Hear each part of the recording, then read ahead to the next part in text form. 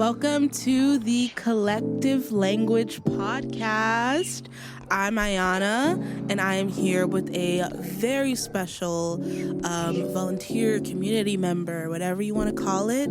How about you introduce yourself with your name, your pronouns, if you're comfortable, where you're from, a fun fact, whatever you want. It's anarchy here. Okay, thank you. My name's Sarah. I go by she, her. I guess fun fact is I started on this soccer team. I'm telling everyone about it, but we play at like 10 p.m., so we have a game tonight. Yes. Okay. Wow. Literally such a woman of the people doing this podcast when she has a soccer game tonight. How generous. I know, I need to get my head in the game. I want to know, like, how you got started with Collective Focus, how you got started with New York even. So, it's truly a wild story to me. It definitely started for me in New York with the pandemic. Before that, I had organized and done. I've actually worked at community centers for most of my life, or nonprofits. Before the pandemic, about a year before, I was doing organizing in DC, and I was working with this amazing group called One DC. They had done this big fundraising campaign, and this was my first experience doing fundraising, which is now the role that I find myself in today, which, you know, is what it is in terms of how fun it is to do. But they had been doing this huge $1 million fundraising campaign to build this building that's Black-owned called the Black Workers and Wellness Center in Anacostia, D.C. So that was most of my life. I was really just learning a lot in that position. I was mostly just supporting more of the lead organizers. I was kind of young and out of college. And then I'd worked with this other group called Resource Generation, which was, I'll get into it later, but organizing young people with access to wealth to redistribute excess wealth or trust funds or whatever to movements and like community-based organizations. And so I had a lot of that.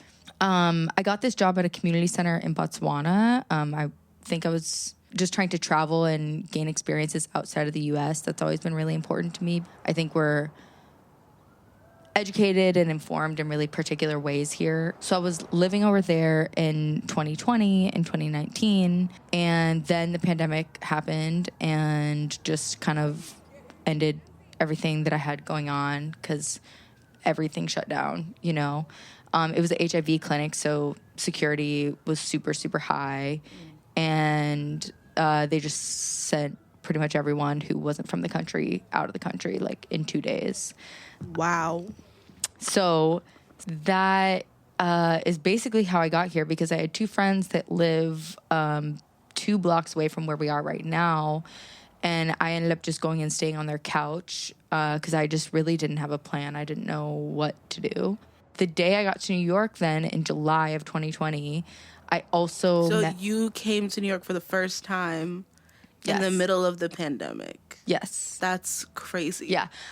I am from Pittsburgh, and I feel like kind of a small town girl, and I was never like, let me go and do the thing in New York, and like, it just didn't make sense to me, and it still doesn't make sense to me. It kind of like makes me laugh that this is where I live and I'm so involved. But yeah, 2020, it was it. And like, it was wild. The streets were pretty empty. So literally day one, I meet Bree, I meet our friend Paperboy Prince. They were having a party at my friend's house. So learn about the fridges the day I get here. The next day, we did a distro. I met Abby that day, and Jaime, who's our other friend who was really involved in this. And yeah, I just went from there. My friend had a car, so I got really just into the food rescues pretty quickly. I would just steal her car during the day because she was working. Yeah. She was like doing Zoom work, and I was just like driving everywhere, and I didn't know literally anything about anything. And I was just driving around. But I had all this free time because I was then just like basically going to start school in about a month. Wow, you were in school during this time too? Yeah. So, yeah. Like master's, undergrad? Yeah, I started this master's program that was in Ireland. And again, The goal Pitbull was like, has a run for his money because you are Mrs. Worldwide. yeah, it's like hilarious. Well, my family's from Ireland, and I've always really loved it there. And ended up studying this sociology program that centered on decolonization theory and like critical race theory. How long were you in Botswana for? Not as long as I planned to be. I think 6 or 7 months. 6 or 7 months. That's nice. So you talked about like wanting to be educated outside of like the American worldview.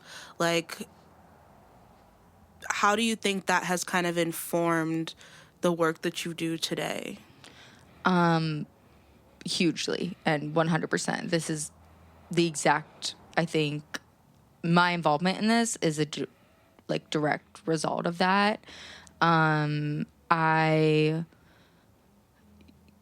at the time in DC, you know, like I was saying, getting radicalized, learning about the world and the way that our system works and the colonized frame of reference that we approach so many things, and gentrification in our cities. Mostly I was learning about that in DC, and modes of resistance like tenant unions. And then what I started to learn more deeply about was collective structures and ways that people in so many parts of the world set up either governance systems or local municipalities or worker co-ops, just collectively run organizations, and how that can prevent hierarchies and hierarchical thinking and imbalances of power from like manifesting and just building into what we have today here, where there's this huge, just insane level of inequality that we see in New York, you know? Yeah. So that's what I was learning about. And then I was here learning about New York and just experiencing the huge differences, just one neighborhood to the next or one street to the next, you know, and just like, it just doesn't make sense. The way we exist makes no sense. It's so real, like in the city, just like living in such close quarters with like vastly different classes. It's like actually crazy to watch. Mm-hmm. I was gonna say also, I think that's like huge because even when I was like learning what a co-op even was, because like I did not know what a co-op was until I kind of started to myself get into like more other just different ways of political thinking. Like one of the main co-ops that I studied even in classes I take was like in Spain, I think, is like the largest co-op in the world, and people act like it's a new thing. They've been running for decades, like a long time, and I would not have known about that if I hadn't looked up other business models from other countries. Yeah, this is absolutely not a new thing. Yeah. You know, we're just learning, and we have so much to learn from people who've been doing this, who, you know, have tried this, and there's been challenges, because obviously we know what it's like to go through challenges and trying to make this happen.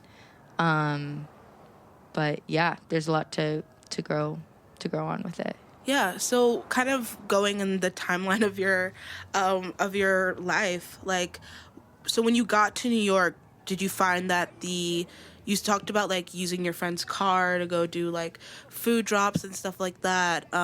Did you find that this framework kind of already existed, or do you feel like you were part of like the building of it as well?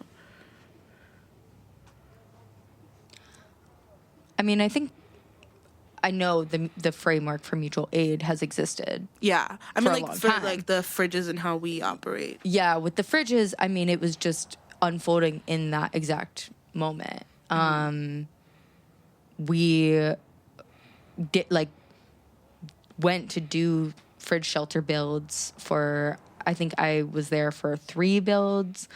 I think our team was at 5 different builds. There were so many people. There was this national call that happened in 2021 because it just exploded so quickly. A national call of community fridges? Yeah, fridges that happened. Chicago, like, had a really strong network and still does. Denver had fridges. LA, Now there's some in Pittsburgh. They were kind of late to the Awesome. game, but I'm really happy there's 3 in Pittsburgh that I've known about so far. Philly, Miami. Yeah, there's fridges all over the country. And there were people on that call that were international too, because there's some in Europe. I know there's some in South America.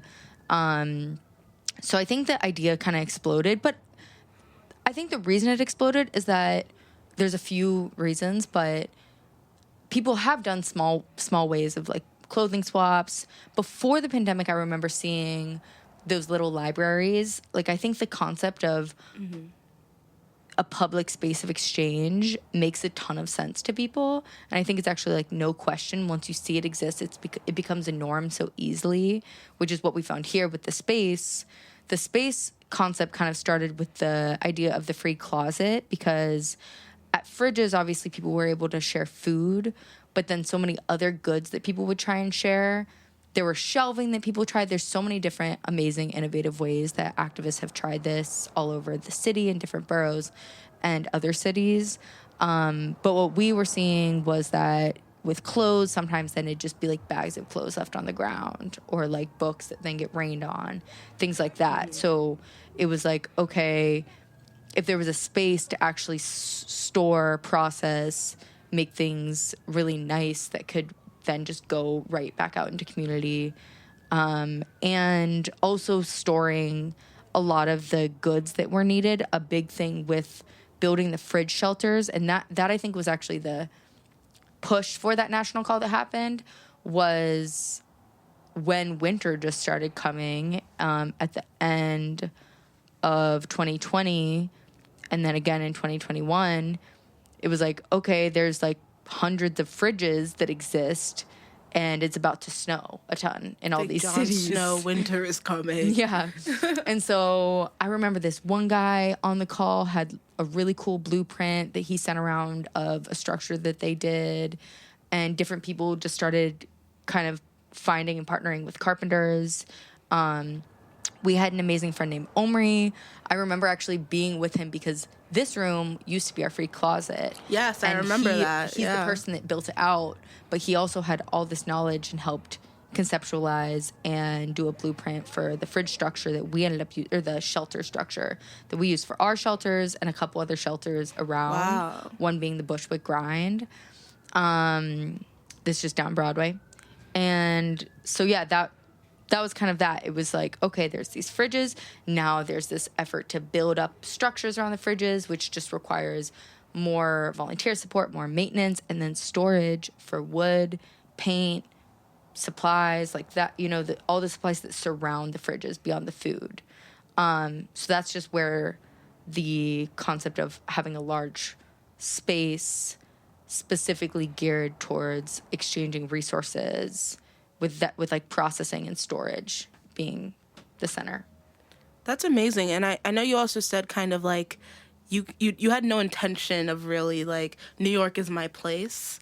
You kind of just came here and started a community. Like, do you have any like almost tips, honestly? Because I find that really aspirational of like wherever you find yourself, just like starting community. Like, what was that like? Was there resistance? Were you kind of welcome with open arms? Like, how was it to integrate yourself into a community that you like, because you started immediately kind of on the ground? How was that to integrate yourself into a new community while doing this work? I feel really blessed for that time and for everyone that was around, and just for all of the moving energy that was happening. Sometimes it feels kind of magical what was happening at that time, honestly. You also have to understand, like, too, like, I'm from the greater New York area, and, like, I remember driving through New York City right during shutdown. Like, it was literally crazy, like, bodies and stuff, like, crazy. And people were leaving the city in what seemed like droves. Yeah. And you, like, finding out that you came here for the first time at that time and decided to, like, stick it out, when I personally know born and bred New Yorkers that left is like... Yeah. Honestly, I once everything kind of was happening, it just like was so clear so fast with the pandemic that more people with less resources were going to be so much more extremely impacted because they did a little bit of expanded unemployment. And I think that's definitely a reason that mutual aid was able to boom, because when people have their basic needs met, we look out for each other. That's just like what that showed, is that everyone was doing it once the resources and time existed to do it. And I think a lot of people were encouraged, and, you know, obviously it was really important to stay safe and keep people safe in terms of the virus. But I also think the encouragement towards isolation brought a lot of disassociation to a lot of people, that even, you know, like what's going on in the news this week and what's kind of always happening in this society of just like terrible violence and like state violence happening, which I think is what we could say for the inequities of deaths and stuff in our cities and the lack of resources given. I don't know, honestly, for me, just something snapped, and I knew there was things that I could do. I knew that I came from a privileged position, and from that, even fundraising, doing the basic stuff, asking people online to support things. And again, this is where then I had to just be like, okay, I gotta get on fucking Instagram and like do the thing with that that I really didn't want to do. And I definitely think is unhealthy for me. I don't like it. But I just think the biggest thing to learn that I've learned from the situation, and that I hope other people can see, is that we do have a lot of power. Obviously, there's power in collective organizing and collective power, but as individuals, I think each of us has so many talents and skills, or for people with privilege or access to specific resources, there's so much that can be done. You know, like, it's just a fact. And anyone, I think, who has graduated university, that opens you up to this whole network of people that are then in legal spaces or finance spaces. That's how we got our initial first few months of rent, is that one of my friends works in finance. We just sent a few emails and we got thousands of dollars from those people. And so I think that's something really that I just like really like want to echo, is that there's so much power in just putting something out there and trying to leverage the resources of the spaces that we're in or that we have access to actually impact or support people that are at least doing stuff on the ground. I myself even often wonder, like, at what point do we come together and to kind of just like, because I feel like a lot of people feel like how you're describing, of like something just clicked and it was like, this is work that I feel called to do.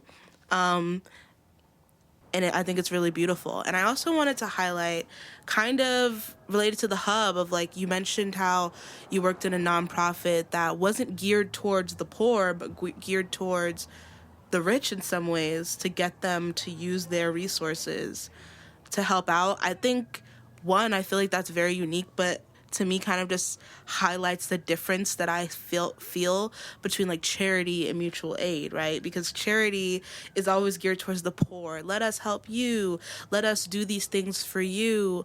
But this is kind of like, no, we're redistributing, and you're going to be in community with these people that you don't have to be in community with, right? Because money a lot of the time can mean that you don't have to interact with people that you don't want to. You don't have to think about poor people when you have money in a lot of cases. But it's like, no, we're going to make you be in community with these people, and we're going to help you to redistribute your resources. I think that's really, really powerful. Yeah. And I would say the concept not even being geared towards any one group in particular, but towards the trust in the collective and cyclical energy and like recycling. Basically, I feel like we're a recycling plant, honestly, but in 700 square feet. and with paint. Yes. And laughs. But yeah, like redistribution as a concept, because I mean, obviously, and I think something that I'm sure other mutual aid organizations even disagree with the route that we took in going into the nonprofit space, and it's something we didn't want or intend to do initially. But money clearly is something big in terms of what obviously should be redistributed in terms of reparations, but also just, at the level of, like we're saying, with the wealth gap that we experience in New York, it's not that the problems can be solved overnight, but a lot of things could really change if people agreed to redistribute portions of their wealth and have plans of doing that to mutual aid groups, to people just directly, or to community-based movements. Like, that's something that a lot of people could do if they feel like there's something that they can't do, but also redistribution existing beyond money, because it isn't that just people with money have so much, because we know that they're lacking in so many ways as well, in terms of like engagement and fulfillment in life, or skills, knowledge, resilience. There's, I think, a lot there that maybe is a different discussion.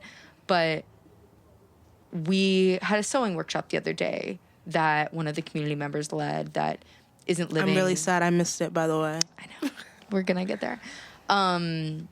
Just skill sharing is things that we're all able to do. We've been able to skill share by learning the carpentry from building the shelves. The way that we're even learning how to build out these systems, or learning about... We're learning audio engineering by doing this podcast. Literally right now. Yeah, all of that. The skill sharing is things that are ways for each of us to empower ourselves and empower each other and build up these really powerful, like a really powerful community is what we're doing, because we're each other's references for jobs. We're each other's guides and facilitators for different knowledges. And we're sharing, we all share clothes, obviously. Like, we're just like basically building power actively and able to witness it by just opening up the pathway of sharing. Kind of like, it's really simple things like that. Obviously, us having a space is really helpful in facilitation, but also everyone can do by just opening that emotional door and talking to neighbors, and then learning more about other people and seeing what each of us have to offer. Yeah, I think that's all really beautiful. I want to touch in a little bit on creativity and wellness. Do you have like a main creative outlet that you love? Do you kind of have like a creative side thing going on? Like, how do you think creativity shows up in your life? So there's a challenge there with my creativity, but I do write a lot, and that was kind of more of what my goals were before this all happened, was getting more into writing through like the sociology stuff I was learning, doing pieces on society, culture. Like essays or like creative writing? Or not creative writing, I should reframe, like fiction writing, or like I think essays and stuff. Some narrative. I think a lot of like kind of pieces about social issues. I think that's like the main thing. And that's even kind of the way that like I process alone, is by writing about different things. And so, yeah, that's something I do on the side, but I'm really interested in pursuing it more. And that's definitely a goal of mine. Soon. But I just kind of, I think I express my creativity in a few different ways, just for myself, and even kind of in the work. It's like being really embodied in what I'm doing is what I feel like the goal of creativity is. And so I work towards that with like wellness practices like meditation, and just presence. And I used to do a lot with the wellness team here, And so I think that's the way that I've engaged my creativity in the past 4 years while we've been doing this. Do you feel like your writing is a way of expressing yourself, or is it like a form of communication? Like, how does writing factor into your wellness? Like, what do you feel like you release or gain from your writing? Yeah, I think there's expression and even kind of clarifying things for myself. I do a lot of like self-reflection, and that's what a lot of my writing has focused on. Because like I said, I do think I came from a place where I was really uneducated, and so I've had to process a lot and work through a lot of generational issues and kind of patterns. And so a lot of my writing is that, but in connection to a lot of social things, because I think I've always connected like the personal with public, and kind of even internal emotional patterns with large world issues. I think there's a lot of overlap in those spaces. So That's a very creative way of teaching that only a teacher, only a writer, only a creative person could get that point across. yeah, I definitely agree with you. And I even think we both seem to have connected a lot to All About Love by Bell Yes. Hooks. Because I know you brought it up, and that's my thesis for the master's, centered a lot on that book and like a lot of personal self-reflection in connection with like larger political themes, and all really connecting to like collectivizing is being like she has community love is one of the chapters. I think that's something that like a lot of my core beliefs come from and that I've learned a lot from. And she does it by sharing personal stories and reflecting with more theory heavy writings, you know, Yeah. and going back and forth. And there's a few other writers that have been like way more impactful. For me, the Doing it book that that had a huge impact, I literally had to take a break halfway through reading it because it got to be a lot, and I had like several journal entries about just like the first half of the book before I can continue. But it was the autobiography of Asada Shakur. Her book was really impactful for me, and just like learning about how, because it's really easy to read laws and be like, especially with like the jargon they put in there that the random people wouldn't know what that really means. It's really easy to feel distanced from all this stuff, but when you see it in the context of somebody's life, you're like, oh my gosh, like this is horrible the way that it's impacting people. But what I love about Bell Hooks too is like kind of just like what you said of like, she has such a compassionate way of writing it, because everyone always says that book is like a read, like a personal read on their lives. And it's always because she has this way of being like, I'm going to tell you my story the nice way. I'm going to tell you the fact, the research way. And now I'm going to say, nope, I'm talking about you too if you didn't get it already. Like, she has a very clear way of being like, I promise you this affects you. Yeah. And it's good. Yeah, it's definitely good to have access to being self-reflective. I think with everything right now, like huge issues we see, huge people who obviously are at the root of a lot of issues, but then also those same patterns showing up in, I think, many of us, not all, obviously, but a lot of us, like me, I think it's extremely important. And again, one of the reasons I definitely was really not trying to be someone who was like one of the thousands of gentrifiers in Brooklyn, you know, like for me to point fingers at anyone really doesn't make sense right now. I think the best thing for me to do is reflect and see those mirrors and like be constantly self-assessing what I'm doing and try to be open to other people that want to teach me better ways of doing things. But yeah, that's what we need from everyone right now, I think. Yeah, and it kind of just goes back to too with like even your work of like distribution, like there is a way to fold those people into our community and have them redistribute and have them contribute. I think that's a very fair way of having them join our community. Okay, so I have $1,000,000 question for you. Should you choose to accept the challenge? Okay. So we have, can you create, and I want to personally add, strategize.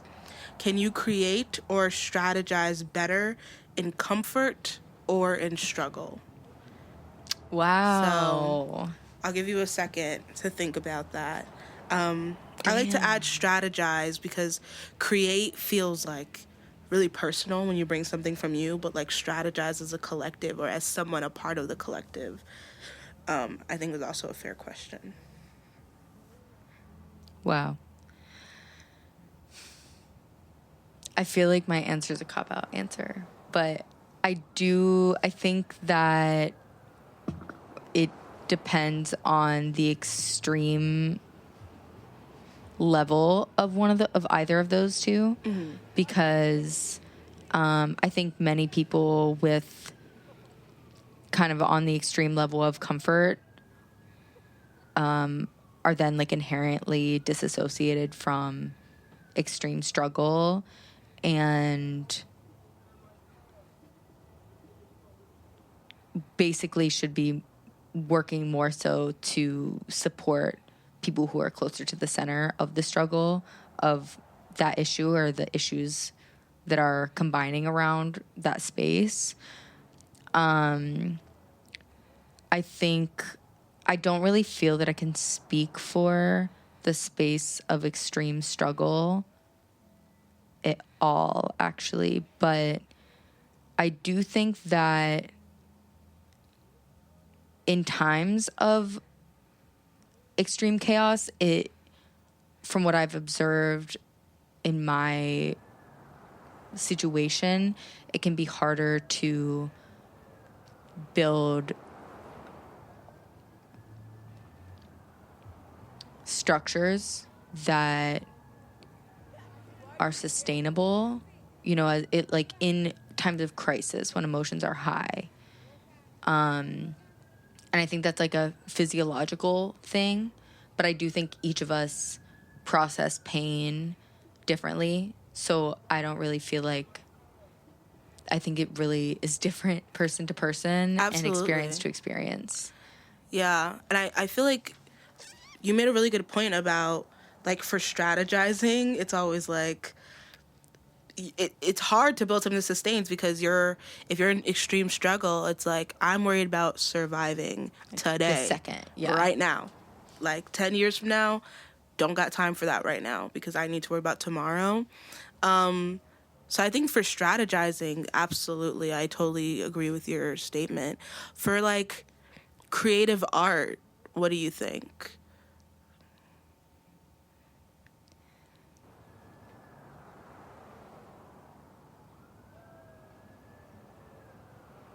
I think that many of the creatives and even intellectuals, like the extremely intelligent people that I know, have had experiences of struggle. I think that growing up in privilege can lead towards like, I don't want to use this word, less engagement. Honestly, the word is laziness, but I just wasn't trying to use a judgment word. But I actually do think it encourages that more. So I think from what I see, the more creative people I know have experienced struggle, but I also think that there, again, are limits to where then there's space and time where people are so limited by having to solely focus on paying rent, paying the bills, and like have so much creative potential, which honestly is it's like the double-sided coin of like so many people that we know in our community of like geniuses, which if we had UBI or housing for all or housing and food for all and UBI, which universal would be ideal, basic income for those who healthcare for all, if we had our basic needs met, there would be unbelievable innovations and art produced and creative structures that definitely are stifled right now, which obviously we know is intentional by people having to stay in the grind and make ends meet and just scramble for basic resources and stay stuck in like the loop of debt or bills, you know? And honestly, I think what you said is like so fair, because even in like speaking from my own personal experience in my episode with Tsunami, like I kind of was like, as an artist, he asked if the same question, but kind of geared towards, is it easier to make a project big budget, little budget? And even in like my own thing, I was like, I'm not gonna lie, when I have a big budget, the first idea, if we can afford it, bam, why not? Why not? First idea, why give it a second thought? We got the money, you know? Which may seem like a little lazy on my part, but like, if I am really like penny pinching and trying to figure out like, and even to some extent, like even my value of like making sure that people are paid, I'm gonna be like, how can we economize this big budget so that everyone gets paid as much as they possibly can? Because projects are few and far in between these days. But yeah, it is a little bit lazy on my part to be like, we got the budget, do whatever you want, first try, why not? As opposed to like really thinking hard and long about building something long lasting, building something, just being strategic. Yeah, that I will just say, I think that's literally my life with Collective Focus, is being the person economizing everything or like any grant that we get, because there are these really big ideas and there's also a bunch of different people doing stuff. And so it's like kind of having everything fit out. And there's a lot of expenses with even just existing as a space. So yeah, the economizing is a thing for right now. And again, why we should be bringing money into spaces like this. Okay, and then do you have anyone that you, or anything you want to promote, shout out? This is my thing that I would shout out. Collective Focus Hub. Yes, on Instagram and TikTok at Collective Focus Hub. And I think we have a Facebook. We do have a Look Facebook. up Collective Focus on Facebook. There's not that many. Yeah, it's great. Yeah, that's my thing. So awesome. And I want to promote Sarah and all the work that you do, and your constant commitment to this work, to us, and yeah, I hope you find ways to thrive in the future and always. Thank you. You too. So I've been Ayana with Sarah. And thank you for listening to this episode of Collective Language. See you next week. Thank you.